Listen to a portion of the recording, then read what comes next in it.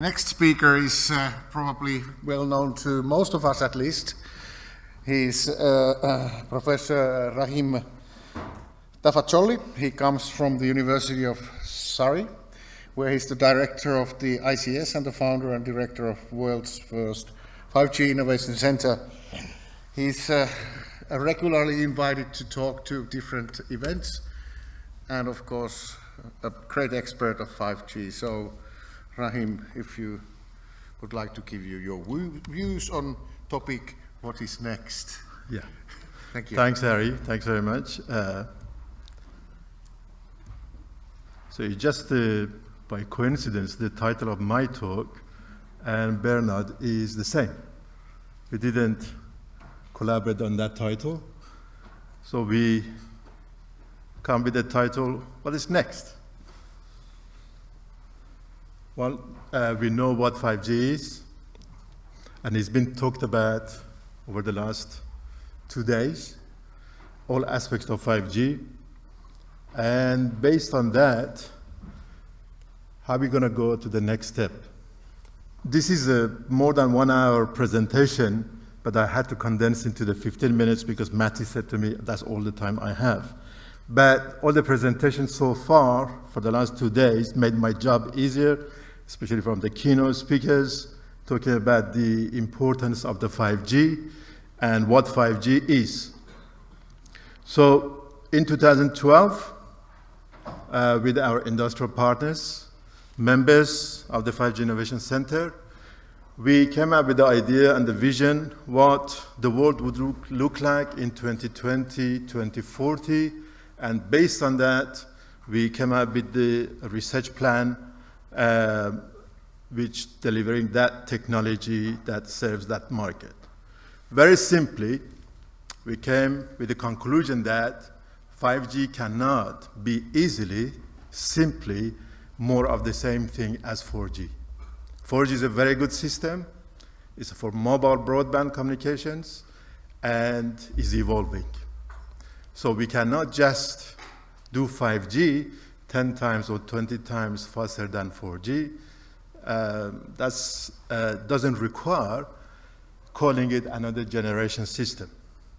So what we said, the future market needs not only communication between people, but it requires automation. Automation that will lead to transforming many of industry to be connected and to be automated. Huge amount of data that we can predict the next event and the next and the future. And also, it has to blur the boundary between physical and the cyber world. So for this, fabric of connectivity provided by 5G should be flexible enough. The flexibility was one of the key issues which we, as a telecom engineers and researchers, we never designed a telecom networks that way. It has to be fully programmable and evolvable for the future applications that we cannot think about, or we didn't think about even in 2012 and 2013, and even now, today. And it is one network technology that would serve many other industries. We never designed a network like this before. Not 4G, not 3G, not any other telecom networks. I think Peter said this morning from Bell Labs, the best availability, reliability, and the telecom networks we designed in the best case is 99.8%. 99.8% is not good enough to connect all this industry together. It has to have a different degree of resilience, and that is flexible. We never designed a network for low latency. It was never a KPI in our network design. And higher capacity. So what we did in UK, but it applies to most of the advanced economy in the world, that we said why 5G is important to UK government. So some study was done, and it was commissioned by Department of communication and media and sport, which is the government department, and the program report was called Future Communication Challenge Group. So what is the impact of the 5G in the full realization of 5G on the UK GDP? Very simply, I'm just sharing the conclusion. The mobile broadband alone will just contribute 1.45% to the GDP by 2030, whereas automation and productivity and high efficiency of other industries will be 3 times more. That's why most of the governments are investing in 5G, whereas they never did, the governments, in 4G or 3G or 2G. So that is extremely important aspect that what 5G is supposed to bring about. After all, we always said it is 5G era. 5G era means that it's gonna provide a fabric of connectivity with the flexibility and all the KPIs that we need that would evolve for many, many years to come. So, what is next in the next 5 years? The next 5 years, we need to spend more time on the automation. All we have today, and 2019, this 5G is being deployed, is only mobile broadband. That's all it is. The standard, release 16, 17, 18, whatever it's going to be, it is more about automation. About how do you use AI. We provide reliability, low latency, as well as mass connectivity. Because robots do not understand delay like human being. So, and in terms of the priority, transforming Industry 3.0 to the 4.0, transportation is probably one of the closest verticals that it will happen first. Manufacturing, games, entertainment, as well as other utility. And I'm afraid health will be the last because of the regulation. It's not because of technology side. So we want to automate, we as a telecom sector, we want to automate and modernize other industries. But first, we need to automate our own network. To show that it actually works, it is automation. We need to make sure the 5G network, because it's going to be very complex, it is beyond a human operators as has been happening so far. It has to be automated first. We were discussing today, as well as yesterday, about the capital cost and network sharing, etc., etc. The capital cost is the minor aspect of a network, whereas operational cost is the bigger important cost of the network. So by simply sharing hardware and software and sites, we are not going to produce that economic benefit or cost effectiveness of the future networks. So we need to look at automation of the complex 5G network with AI, with a zero-touch operation involving human beings. For this, if you look at virtualized network architecture in 5G, from NFV level to SDN level to the OMC level on the radio side, we need to collect the data because the data formats are different at different time scale and different speed. And do the processing of this data and feed that processing to the orchestrator for the self-management and zero touch. And this is extremely important. I think to some extent refers to that intelligent network that GSMA published as well.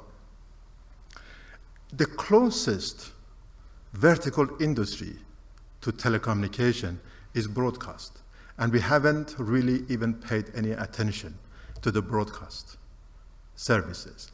And it is not only broadcast in terms of TV broadcast or radio broadcast, but it is unicast, multicast, as well as broadcast for many other applications. So like public warning, we can't transmit these things on a unicast. Automotive for connected cars, for software upgrades, for example, Internet of Things. And all of this, if we want to do it on a unicast, we're going to run out of capacity very, very quickly. So more attention is needed on the closest vertical industry to the telecommunication. We talk about connected autonomous vehicles. We talked about all parts, sorts of connectivity, car to car, vehicle to vehicle, vehicle to pedestrian, vehicle to the network, wide area network. But we are not paying enough attention and research development to car network inside the car. A lot of mission time critical applications and decision making has to happen within the car before it goes to the network.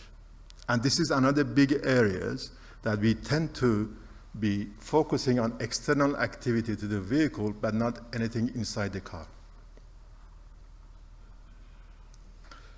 So what is next in 10 years horizon? After we do the 5-year automation and etc., as far as the research is concerned. Well, we can do holoportation. And if we transmit the human senses, we can do teleportation. And that is to provide the cyberspace physical sort of networking. I gave this talk in 2015 in a TED talk, and it was about the future wireless world. And original talk I gave was to the European Commission. I called this one 4D communication in 2008. And then now has been discussing this more technical discussion about what are the technical challenges if you want to do this project. Let me show you a quick video of what 5G can do.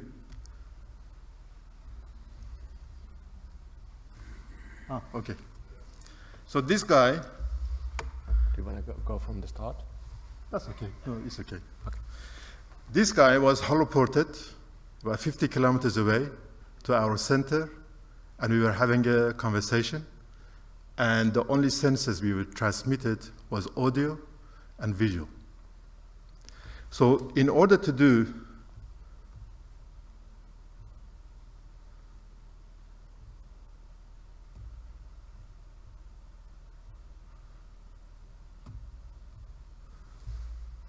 holoportation, we need to teleportation, we need to transmit all other 3 senses as well. But it is different to the way that we thought teleportation is going to happen. Instead of from place A to place B and the physical transportation, it is mainly the senses from place B to place A. I'll show you some examples. This person, if he wants to feel that environment of that beautiful scenery, all the ambient senses, temperature, air, whatever, coolness or breathe or whatever needs to be transmitted to the person. Or it can do a tele-interactions with the different objects in a cyber world. Or it can have interactions with a human being, a cyber avatar with a person. Or it can do a real-time in the cyber world interactions, which is both uplink and downlink. But there are many examples like this, or you can have a social networks in the cyber world. So the technical challenge, there was some study was done, it said if a 4 by 4 inches dimension needs to be transmitted of a human body, we need 30 gigabits per second. For a typical 6 foot 4 inches height, high quality, 3-dimensional transmission, we need about 4.6 terabits per second. So this is based on the technology today, but not technology 10 years' time. I'm sure that with AI, we don't need to transmit everything as we do it today. So for touch, I talked to one of my friends who actually invented an electronic system to transmit touch about 20 years ago. And I asked him, what sort of bit rate are we talking about? He said to me that per square inch, we need 20 to 50 megabits per second. So for one hand, we need about 1 gigabits per second. And the latency we require is less than 100 milliseconds. Taste and smell is a chemical reaction, and the data rate you need to transmit is in terms of tens of kilobits per second. So that's for that. And we also talked about 5G for all. There was a presentation yesterday, and there was another question was from, I think, Howard Ben, who was talking about the coverage. Let's realize this fact. With one technology, we cannot provide cost-effective coverage. We cannot do it alone terrestrially, or we cannot do it with the space. It has to be a combination of all of them, and it has to be fixed, mobile, internet, drones, and satellite work with each other. And this way, we can provide 100% geographical coverage if the terrestrial is complemented with the space technology, which Tongwen mentioned today. So that would provide a direct communication between the phones that we have with no special antenna. This is a research challenge. Talking to the satellite, space, or talking to the terrestrial system. So, just to summarize, for cyberspace networking, the bit rates we require is terabits per second per person. Latency we require is less than 1 millisecond between sensing and actuation. Many people talk about geolocation and talk about sub-centimeter geolocation. But what is more important than geolocation is the location update rate. It's not only 1 sub-millisecond, sub-centimeter, but also we need update rate of the geolocation at least better than 1 per millisecond. Another important aspect, whether you can't call it 6G or whatever it is synchronization. Synchronization with the application, which we talked about in cyber physical world or teleportation, and requires a better synchronization than 10 milliseconds for natural field. But this is synchronization at the application level. For advanced communication, we need synchronization time and frequency at the physical layer better than 20 nanoseconds. So overall cost of the space together with terrestrial system has to be justified using the space and terrestrial system. Because we always list what is the key features of the next generation system. We always use the key features previous generation system plus some added new features. And it's always been since 1G or 2G all the way to 4G. So for next one, what we need, synchronization, we need geolocation and geolocation update rates, and we need coverage. And that is the main issues together with area efficiency, spectral efficiency, power efficiency, and etc. For this, up to 4G, we transmitted 3D video, and in future, it is 4D real-time cyber physical system. Thanks very much. I think I stuck with my time. Very nice talk. Do we have one big question from the audience? Seems that there will be 2 short ones. I'm Rahim Kantala from Aalto University. A colleague of mine, Jukka Manner, has a crowdsourcing system called NetRadar, and he's measuring what can the current devices consume, what kind of bit rate. whatever, it doesn't matter what the network provides, what they can consume. And the answer is, on average, about 10 megabits per second. That is like several orders of magnitude less than what you are saying. So my question is that the raw bit rate? And if so, how much do you expect to compress that? Well, I mean, you probably look at the future devices as a single device that person communicates. If you want to do teleportation, it's not only one device. It's not sensors, actuators, in the wearables, as well as in the environment. And probably through the traditional way I'll be considering is a mobile device will provide a gateway to the network. So it is, we cannot say 10 megabits per second? Is not, we can say that is as all we need. I mean, that's, you see the kids, teenagers, they use gigabits per second, gigabytes per day. I don't know where that 10 megabits per second come from. I don't know. Yeah, probably it is me. I'm only using text and telephone. Yeah, that's coming to you. What about if you are going somewhere? Then the rate might be different. Wow. And why would it be more? Yeah. This is because of how the TCP IP works. Okay. So we can, on a device, we can consume about 10 megabits per second. Great. I think there was a question here. Okay. Any quick question and then continue with the person from ZTE.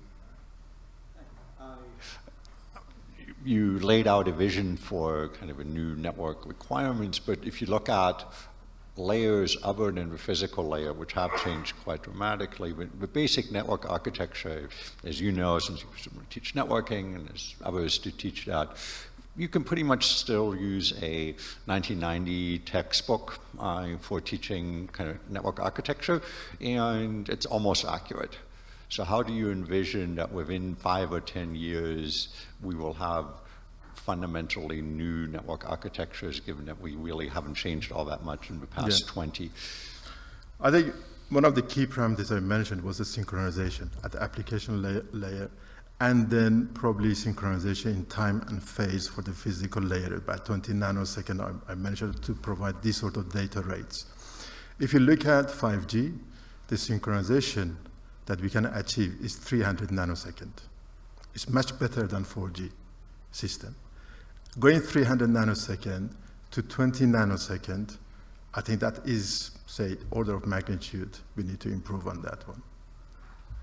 And there is many research challenges here. We need, which my extended presentation is, we need to change all the signaling architecture. We need to change the distributed, two distributed protocols.